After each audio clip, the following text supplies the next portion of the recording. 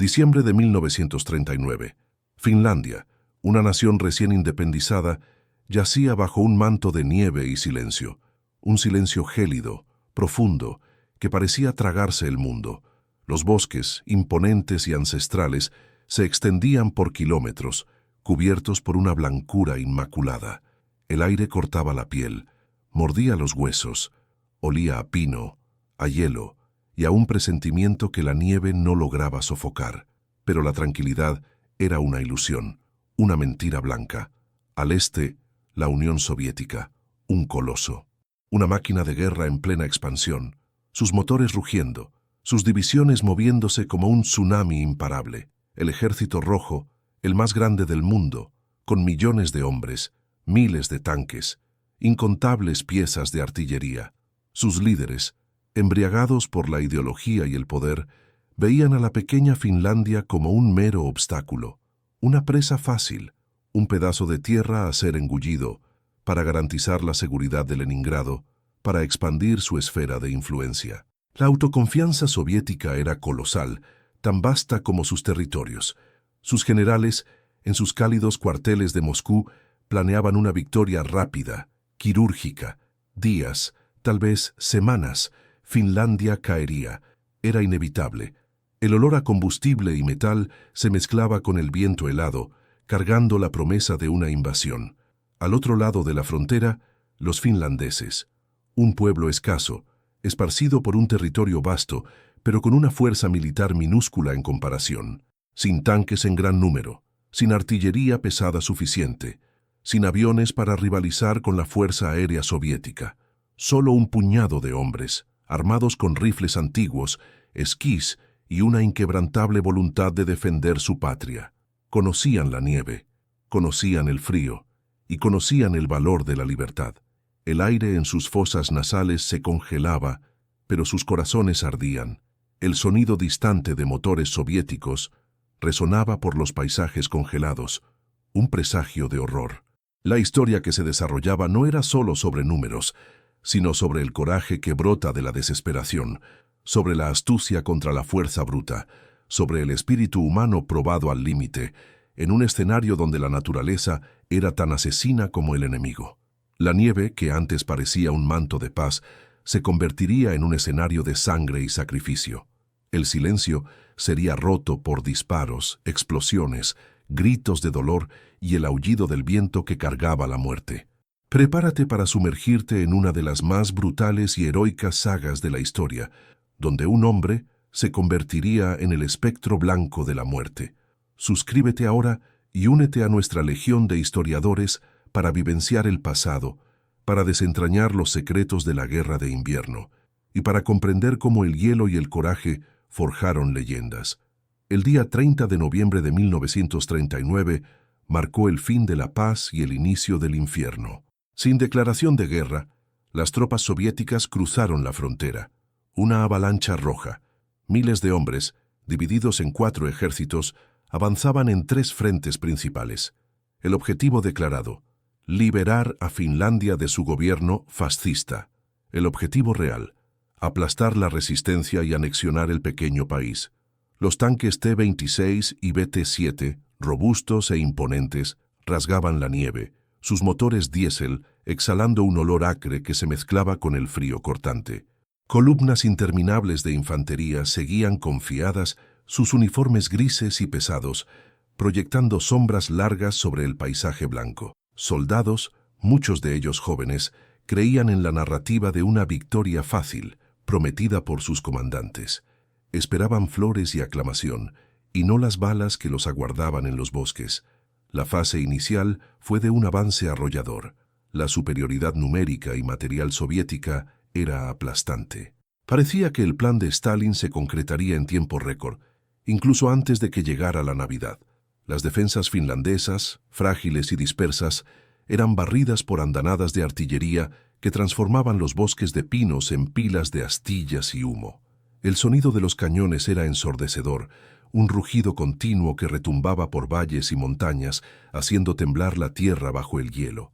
El olor a pólvora quemada flotaba en el aire, pesado, metálico, mezclándose con el olor a tierra removida, y pronto, a sangre y sudor.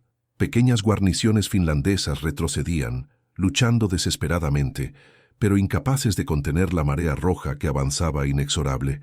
Ciudades fronterizas caían, sus casas de madera ardiendo bajo el cielo gris.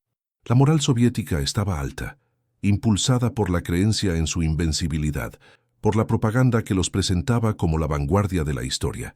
Pero el invierno finlandés no era un aliado de los invasores. Era un enemigo implacable, más feroz que cualquier ejército. Las temperaturas se desplomaban a 40 grados, transformando cada respiración en una nube de vaho gélido. El hielo cubría cada superficie, convirtiendo carreteras en trampas mortales y lagos en campos minados. La nieve, antes un paisaje pintoresco, se convirtió en un laberinto blanco y profundo, un pantano congelado donde los vehículos pesados se atascaban y los soldados, mal equipados para tal frío, se perdían, sucumbían a la hipotermia. El avance, antes rápido y determinado, comenzó a desacelerar, a ahogarse bajo el peso de la naturaleza. Las líneas de suministro soviéticas, largas, expuestas y mal protegidas, se volvieron vulnerables, estiradas al límite en una tierra hostil.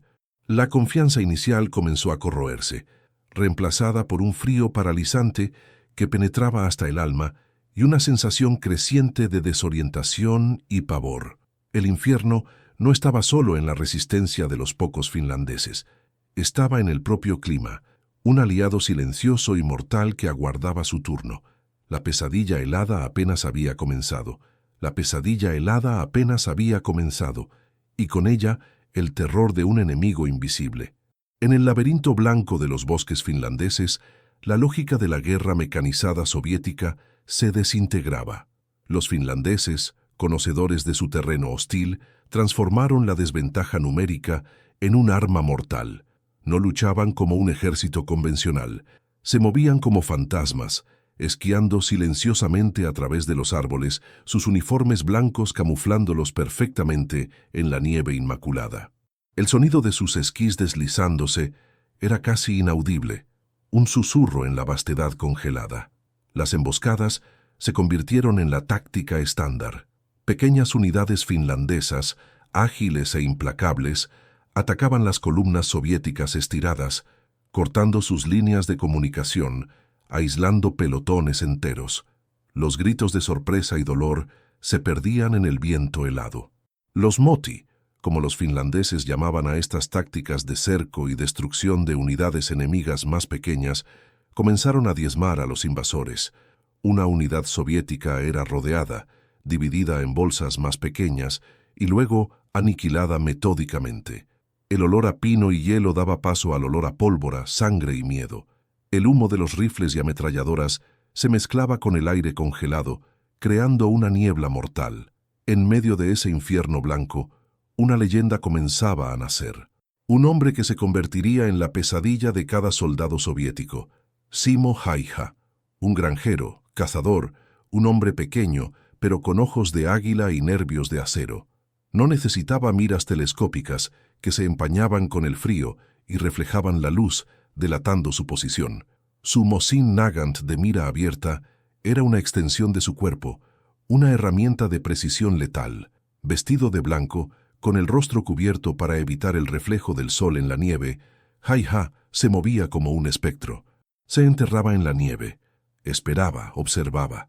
El aire entraba en sus pulmones como agujas de hielo, pero su enfoque era inquebrantable. Los soviéticos comenzaron a llamarlo la muerte blanca. Sus disparos eran silenciosos, inesperados y siempre fatales. Un oficial, un sargento, un francotirador enemigo, todos eran objetivos. Häyhä mataba desde el amanecer hasta el anochecer, acumulando cuerpos en la nieve. El sonido ahogado del disparo de su rifle era un presagio de muerte que resonaba en el subconsciente de los soldados soviéticos, transformando el bosque en un coto de caza, donde ellos eran la presa. El miedo se extendía como una enfermedad. ¿Quién sería el próximo? ¿Dónde estaba él? Cada sombra, cada árbol, cada montículo de nieve parecía esconder a la muerte blanca. La perspectiva de los soldados soviéticos era de desesperación creciente. Mal equipados para el frío extremo, Con raciones insuficientes y uniformes inadecuados, muchos sucumbían a la hipotermia y al hambre antes incluso de ver a un finlandés. La congelación era común. Dedos de manos y pies, narices, orejas, se oscurecían y caían. El olor a carne gangrenada se mezclaba con el olor a humo de hogueras improvisadas, que a su vez delataban su posición a los francotiradores finlandeses. La moral se desplomaba. Los oficiales, muchos de ellos inexpertos o políticamente nombrados, no comprendían la guerra en el Ártico. Ordenaban avances suicidas, lanzando oleadas de hombres contra una resistencia invisible y un clima asesino. Los gritos de dolor de los heridos, que a menudo se congelaban hasta morir antes de que pudieran ser rescatados, eran un coro constante. El silencio del bosque era roto por explosiones de granadas, ráfagas de ametralladoras y el lamento de aquellos que se rendían al frío. El paisaje estaba salpicado de vehículos destruidos, sus metales retorcidos y oscuros, contrastando con la blancura de la nieve como cicatrices abiertas en la tierra.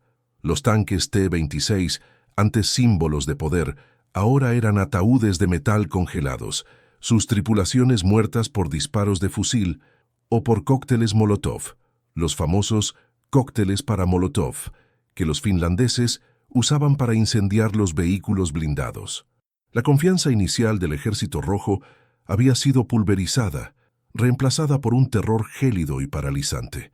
La guerra no era solo contra hombres, sino contra el propio invierno, y el invierno finlandés era despiadado. La pesadilla helada apenas había comenzado, y con ella el terror de un enemigo invisible. En el laberinto blanco de los bosques finlandeses, la lógica de la guerra mecanizada soviética se desintegraba. Los finlandeses, conocedores de su terreno hostil, transformaron la desventaja numérica en un arma mortal. No luchaban como un ejército convencional, se movían como fantasmas, esquiando silenciosamente a través de los árboles, sus uniformes blancos camuflándolos perfectamente en la nieve inmaculada. El sonido de sus esquís deslizándose era casi inaudible, un susurro en la vastedad congelada. Las emboscadas se convirtieron en la táctica estándar. Pequeñas unidades finlandesas, ágiles e implacables, atacaban las columnas soviéticas estiradas, cortando sus líneas de comunicación, aislando pelotones enteros. Los gritos de sorpresa y dolor se perdían en el viento helado. Los moti, como los finlandeses llamaban a estas tácticas de cerco y destrucción de unidades enemigas más pequeñas, comenzaron a diezmar a los invasores. Una unidad soviética era rodeada, dividida en bolsas más pequeñas, y luego aniquilada metódicamente. El olor a pino y hielo daba paso al olor a pólvora, sangre y miedo. El humo de los rifles y ametralladoras se mezclaba con el aire congelado, creando una niebla mortal. En medio de ese infierno blanco, una leyenda comenzaba a nacer. Un hombre que se convertiría en la pesadilla de cada soldado soviético, Simo Häyhä, un granjero, cazador, un hombre pequeño, pero con ojos de águila y nervios de acero. No necesitaba miras telescópicas, que se empañaban con el frío y reflejaban la luz, delatando su posición. Su Mosin Nagant, de mira abierta, era una extensión de su cuerpo, una herramienta de precisión letal, vestido de blanco, con el rostro cubierto para evitar el reflejo del sol en la nieve. Häyhä se movía como un espectro. Se enterraba en la nieve, esperaba, observaba. El aire entraba en sus pulmones como agujas de hielo, pero su enfoque era inquebrantable. Los soviéticos comenzaron a llamarlo la muerte blanca. Sus disparos eran silenciosos, inesperados y siempre fatales. Un oficial, un sargento, un francotirador enemigo, todos eran objetivos. Häyhä mataba desde el amanecer hasta el anochecer, acumulando cuerpos en la nieve. El sonido ahogado del disparo de su rifle era un presagio de muerte que resonaba en el subconsciente de los soldados soviéticos, transformando el bosque en un coto de caza donde ellos eran la presa. El miedo se extendía como una enfermedad. ¿Quién sería el próximo? ¿Dónde estaba él? Cada sombra, cada árbol, cada montículo de nieve parecía esconder a la muerte blanca. La perspectiva de los soldados soviéticos era de desesperación creciente. Mal equipados para el frío extremo, con raciones insuficientes y uniformes inadecuados, Muchos sucumbían a la hipotermia y al hambre antes incluso de ver a un finlandés. La congelación era común. Dedos de manos y pies, narices, orejas, se oscurecían y caían. El olor a carne gangrenada se mezclaba con el olor a humo de hogueras improvisadas, que a su vez delataban su posición a los francotiradores finlandeses. La moral se desplomaba. Los oficiales, muchos de ellos inexpertos o políticamente nombrados, no comprendían la guerra en el Ártico.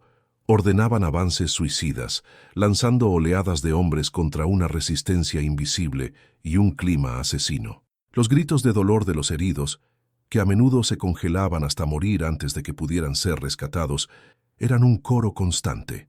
El silencio del bosque era roto por explosiones de granadas, ráfagas de ametralladoras y el lamento de aquellos que se rendían al frío. El paisaje estaba salpicado de vehículos destruidos, sus metales retorcidos y oscuros, contrastando con la blancura de la nieve, como cicatrices abiertas en la tierra. Los tanques T-26, antes símbolos de poder, ahora eran ataúdes de metal congelados, sus tripulaciones muertas por disparos de fusil o por cócteles Molotov, los famosos cócteles para Molotov, que los finlandeses usaban para incendiar los vehículos blindados. La confianza inicial del Ejército Rojo había sido pulverizada, reemplazada por un terror gélido y paralizante. La guerra no era solo contra hombres, sino contra el propio invierno, y el invierno finlandés era despiadado. Los moti no eran solo tácticas de combate, eran trampas mortales, diseñadas para aplastar el espíritu incluso antes de aplastar el cuerpo. Una vez rodeados, los soviéticos se veían en bolsas de hielo y desesperación. Las líneas de suministro estaban cortadas, y con ellas la esperanza. El hambre se instalaba, un dolor lacerante que corroía la carne y la mente. Soldados desesperados sacrificaban caballos, perros e incluso unos a otros en busca de cualquier sustento. El olor a carne quemada sobre hogueras precarias era un recordatorio constante de la barbarie que la escasez imponía. La deshidratación, paradójicamente, era un problema, ya que el agua congelada era difícil de obtener y derretir. El aislamiento era casi total. La radio, cuando funcionaba, traía solo órdenes ambiguas o silencio, sin refuerzos, sin evacuación para los heridos, sin noticias del mundo exterior. La paranoia crecía. Cada sonido en el bosque oscuro era un finlandés acercándose. Cada sombra, la muerte blanca. Las ejecuciones sumarias por deserción o cobardía eran comunes, realizadas por los propios oficiales soviéticos en un intento inútil de mantener la disciplina. El miedo al enemigo se mezclaba con el miedo a los propios comandantes. La esperanza se desintegraba en desesperación y resignación. Para los civiles finlandeses, la guerra también era una dura prueba. Miles fueron forzados a abandonar sus hogares en las regiones fronterizas, transformándose en refugiados en su propia tierra. El sonido distante de los cañones y el olor a humo de ciudades en llamas eran la realidad diaria. Mujeres y niños enfrentaban el frío riguroso y la escasez, mientras sus hombres luchaban. Pero en lugar de quebrarse, el espíritu finlandés se fortaleció. La resiliencia era un rasgo cultural, forjado por siglos de vida en un entorno implacable. Apoyaban el esfuerzo de guerra, produciendo suministros, cuidando a los heridos y resistiendo a la propaganda soviética. La lucha no era solo de los soldados, era de la nación entera. La destrucción era palpable. Aldeas enteras fueron barridas del mapa, sus casas de madera reducidas a cenizas y escombros congelados.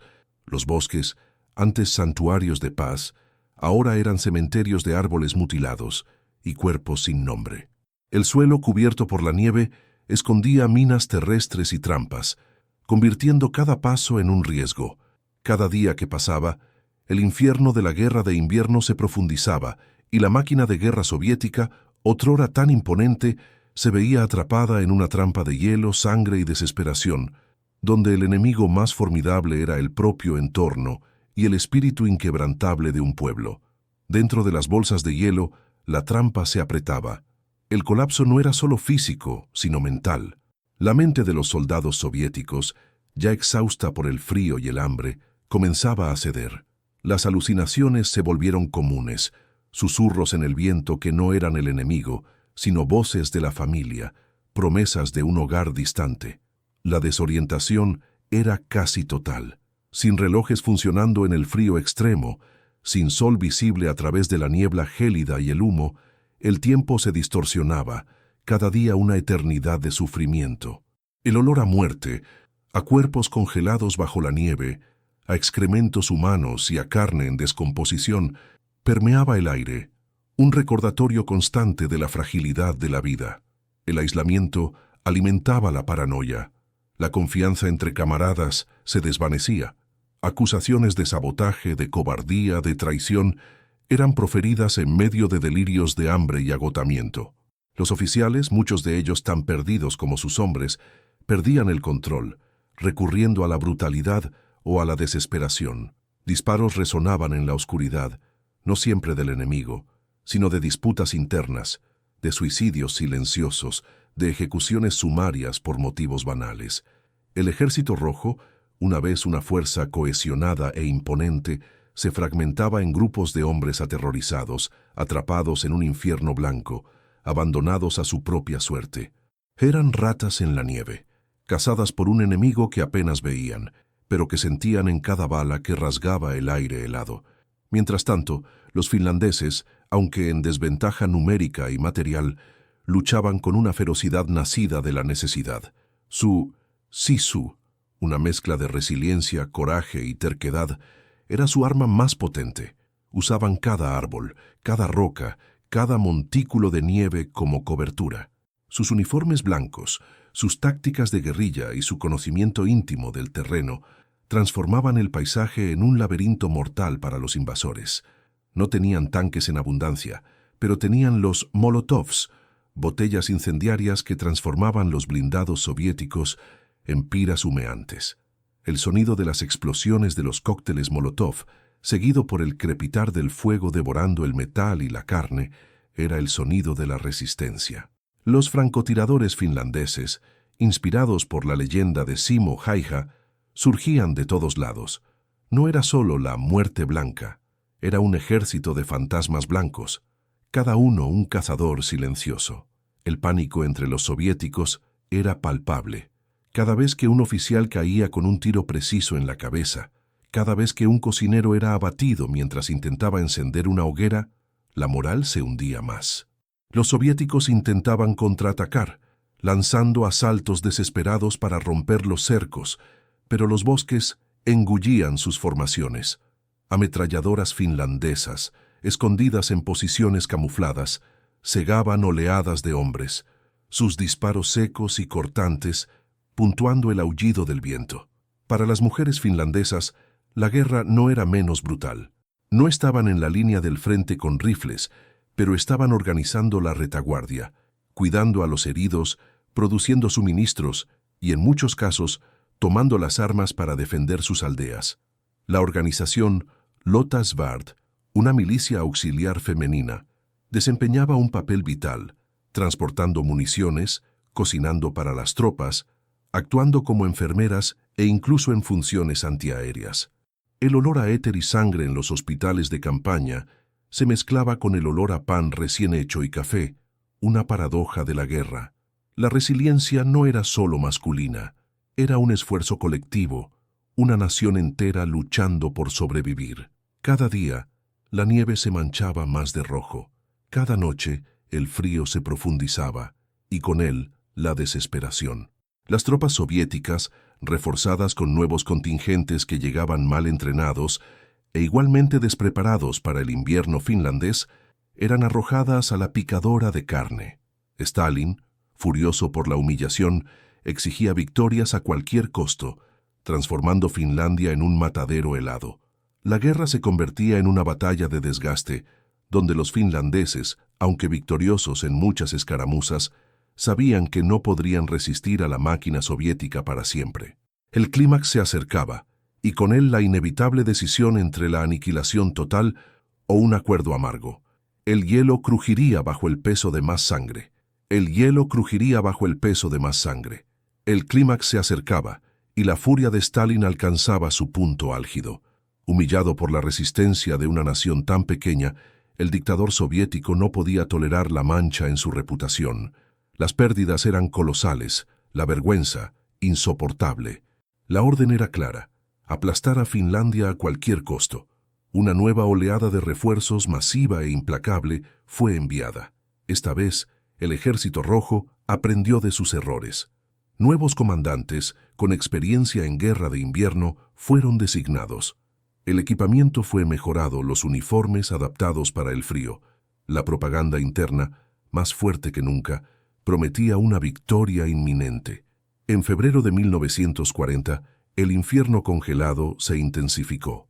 La línea Mannerheim, la serie de fortificaciones finlandesas en el istmo de Karelia, se convirtió en el epicentro de la carnicería. No era una línea de defensa moderna como la Maginot, sino una red inteligente de búnkeres, trincheras y obstáculos naturales, hábilmente camuflados en el paisaje. Era el último baluarte de Finlandia. El olor a tierra húmeda y pólvora quemada se mezclaba con el frío cortante, mientras los soviéticos lanzaban asaltos frontales suicidas, uno tras otro. Oleadas de infantería, apoyadas por tanques pesados KB-1 y T-34, que comenzaban a aparecer en mayor número, avanzaban contra las defensas finlandesas. El rugido de los motores, el sonido ensordecedor de los cañones y el crepitar de las ametralladoras creaban una sinfonía infernal que retumbaba por kilómetros. Los finlandeses, exhaustos, hambrientos y con munición escasa, resistían con una desesperación sombría. Cada búnker, cada trinchera, era defendido hasta el último hombre. Los combates cuerpo a cuerpo se convirtieron en la norma, cuchillos y bayonetas reluciendo en la nieve manchada de rojo, el sonido metálico de las hojas chocando, el olor a sudor, sangre y heces en espacios confinados, la visión de cuerpos mutilados en la nieve. Todo contribuía a un paisaje de horror indescriptible. Los gritos de los moribundos se mezclaban con el sonido del viento que ahora parecía aullar en lamento. Por cada metro conquistado por los soviéticos, el costo en vidas era astronómico. Los campos de nieve se transformaron en verdaderos cementerios abiertos, con pilas de cuerpos congelados sirviendo de macabro testimonio de la brutalidad del conflicto. En medio de esta batalla de exterminio, Simo Häyhä continuaba su caza silenciosa. Se había convertido en más que un francotirador. Era un símbolo, una leyenda viva que alimentaba la moral finlandesa y aterrorizaba al enemigo. Su nombre era susurrado con reverencia entre los finlandeses y con pavor entre los soviéticos. Pero incluso la muerte blanca no era invencible. El 6 de marzo de 1940, el destino lo alcanzó. Durante un intenso tiroteo, una bala explosiva alcanzó su rostro, destrozando su mandíbula y arrojándolo a la nieve. La sangre brotó oscura y caliente sobre el blanco inmaculado. Sus compañeros lo arrastraron a un lugar seguro, creyendo que estaba muerto.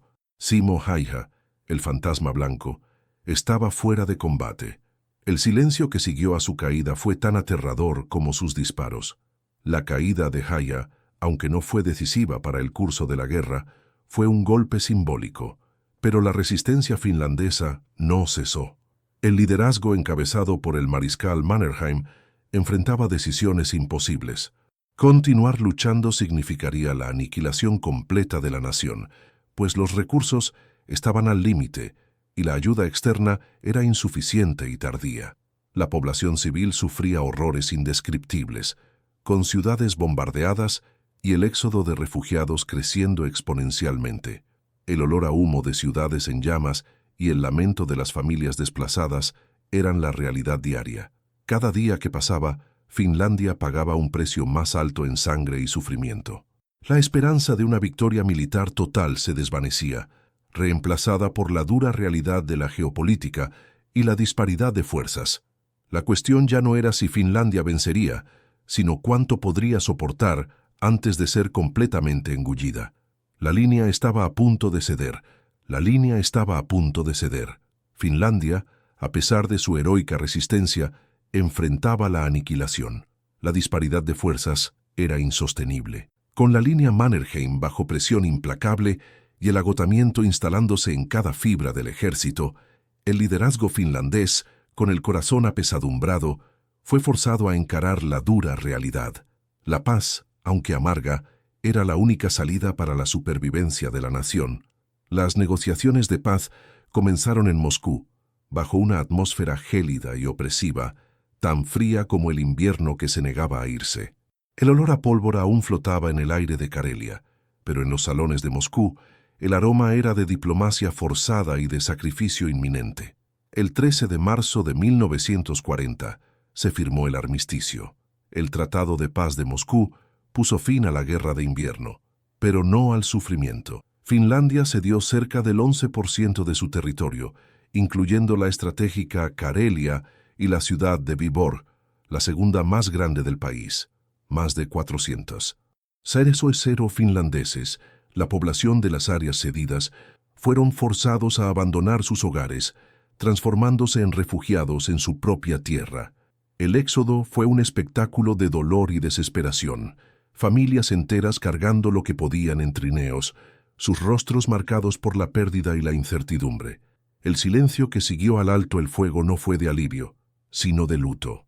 El sonido de los disparos fue reemplazado por el lamento de un pueblo que, aunque no subyugado, había sido profundamente herido. Las cicatrices en el paisaje eran visibles. Bosques quemados, casas en ruinas, la nieve manchada de rojo que lentamente se derretía, revelando los horrores que había cubierto.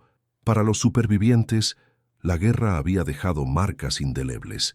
Muchos cargaban mutilaciones físicas, miembros perdidos por la congelación, cuerpos destrozados por la metralla, rostros desfigurados por la violencia. Pero las heridas más profundas eran invisibles.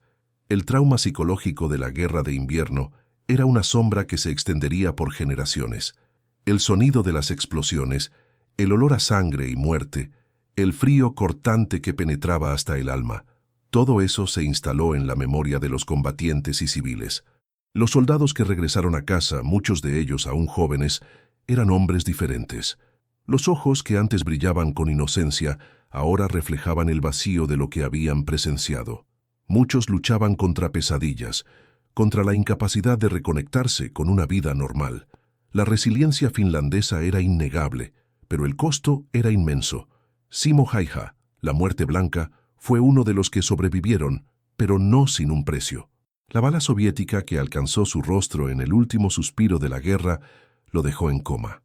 Despertó el día en que se declaró la paz, un presagio irónico de su destino. Su mandíbula estaba destrozada y su rostro requirió varias cirugías reconstructivas que lo acompañarían por el resto de su vida. Ya no era el granjero anónimo, ni el espectro blanco invisible. Era una leyenda viva, un símbolo de la resistencia finlandesa, pero también un hombre marcado por la brutalidad del conflicto. La guerra lo transformó, quitándole parte del rostro pero forjándolo en acero. La guerra de invierno, brutal y sangrienta, ofreció lecciones crueles e innegables. Para la Unión Soviética fue una humillación pública, exponiendo las flagrantes fallas de su ejército. La arrogancia militar y la subestimación del enemigo costaron cientos de miles de vidas y un prestigio que llevaría tiempo recuperar. Las purgas de Stalin habían diezmado el liderazgo militar y la inexperiencia y la falta de iniciativa se mostraron fatales en el campo de batalla. Esta derrota táctica, a pesar de la victoria territorial, forzó reformas militares cruciales que se mostrarían vitales apenas 2 años después, cuando la Alemania nazi invadiría la Unión Soviética. La Muerte Blanca y sus compatriotas habían, involuntariamente, enseñado al Ejército Rojo cómo luchar en su propio territorio congelado. Para Finlandia, la guerra fue un testimonio inquebrantable de su resiliencia humana. Una nación pequeña, aislada, enfrentó a un coloso y, aunque perdió territorio, mantuvo su independencia y su espíritu. El sisu, aquella fuerza interior de determinación y coraje, se convirtió en una palabra clave para definir el carácter finlandés. El impacto psicológico y simbólico de la guerra de invierno fue profundo, moldeando la identidad nacional por décadas. Recordó al mundo que el tamaño de un ejército no es el único medidor de fuerza, y que la voluntad de un pueblo de defender su libertad puede ser el arma más potente de todas. La nieve se derretía, pero las lecciones de la guerra, grabadas a sangre y hielo, permanecerían para siempre. La nieve se derretía, but las lecciones de la guerra, grabadas a sangre y hielo, permanecerían para siempre. La guerra de invierno, un conflicto brutal y desigual, resuena aún hoy como un testimonio de la ferocidad de la ambición humana y del inquebrantable coraje frente a la aniquilación. Los bosques de Karelia, otrora escenario de un infierno blanco, ahora susurran las historias de sacrificio, de gritos ahogados por la nieve y de disparos que rasgaron el silencio gélido. Cada árbol congelado, cada lago cubierto de hielo, es un memorial silencioso para los miles que perecieron, tanto invasores como defensores, todos víctimas de una implacable máquina de guerra. El legado de Simo Häyhä, la muerte blanca, trasciende la figura de un francotirador legendario. Se convirtió en el símbolo de la resistencia finlandesa, la personificación del sisu, que permitió a una pequeña nación desafiar a un imperio. Su historia nos recuerda que, incluso en los momentos más oscuros, la voluntad individual y la cohesión de un pueblo pueden erigirse como una barrera infranqueable contra la opresión. Las cicatrices en la tierra y en el alma del pueblo finlandés son un recordatorio eterno del precio de la libertad y de la dignidad, un grito contra la guerra, contra la arrogancia y contra el olvido. La historia de la guerra de invierno es, por lo tanto, más que un capítulo en la historia militar. Es una meditación poética sobre la brutalidad de la guerra, el inquebrantable coraje humano y la resiliencia frente a la adversidad aplastante. Cada copo de nieve que cae sobre los paisajes finlandeses parece hacer eco de los lamentos y los triunfos de un tiempo en que el invierno no era solo una estación, sino un campo de batalla. Que jamás olvidemos las lecciones que la sangre en la nieve nos enseñó. Dale a me gusta, comparte y suscríbete para más historias épicas de la historia. ¿Qué batalla o crisis humana quieres ver a continuación? Deja tu comentario y únete a nuestro viaje por el pasado, para que las voces de quienes vinieron antes que nosotros jamás sean silenciadas.